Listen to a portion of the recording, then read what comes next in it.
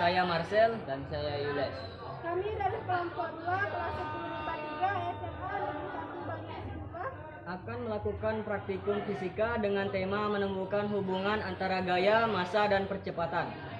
Yuk simak videonya. Jika suatu gaya luar total bekerja pada sebuah benda, maka benda akan mengalami percepatan. Arah percepatan tersebut sama dengan arah gaya total. Vektor gaya total sama dengan massa benda dikalikan dengan percepatan benda. Dan rumus hukum 2 Newton adalah F sama dengan M dikali A, yang mana F sama dengan gaya satuannya N, M sama dengan massa satuannya kg, dan A sama dengan percepatan satuannya meter per sekon kuadrat. Dan bunyi hukum 2 Newton adalah Bunyi hukum 2 Newton yaitu percepatan yang dihasilkan oleh resultan gaya yang bekerja pada suatu benda berbanding lurus dengan resultan gaya, searah dengan resultan gaya dan berbanding terbalik dengan massa benda. Berikut adalah contoh hukum 2 Newton.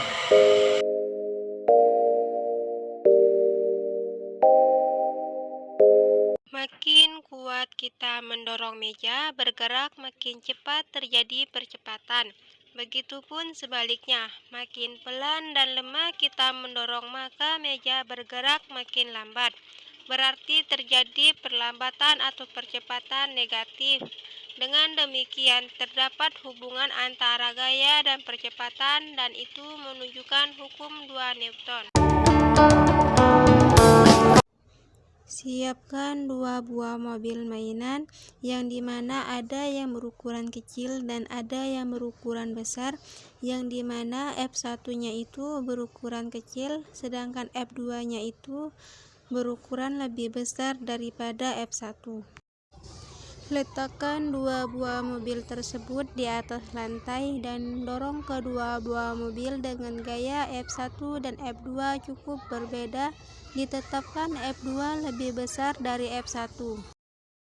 Nah, hasilnya adalah F1 menempuh jarak 1,71 sekon, sedangkan F2 berjarak 1,64 sekon. Jadi, mobil yang lebih besar percepatannya adalah F2. arah percepatan benda akan sama dengan arah gaya total yang bekerja pada benda tersebut. Melalui hukum 2 Newton, dua gaya benda kemudian akan menjadi semakin besar jika memperoleh kekuatan gaya yang searah dengan laju benda tersebut. Ketika massa suatu benda diperkecil, maka gaya yang bekerja pada benda tersebut akan semakin besar. Percepatan dari benda tersebut juga semakin besar, begitupun sebaliknya. Ketika massa suatu benda diperbesar, maka gaya yang bekerja padanya semakin kecil dan percepatan benda tersebut juga semakin kecil. Intinya adalah gaya berbanding lurus dengan percepatan benda dan berbanding terbalik dengan massa benda. Demikianlah penjelasan praktikum dari kami. Semoga bermanfaat. Kami akhiri. Wassalamualaikum warahmatullahi wabarakatuh.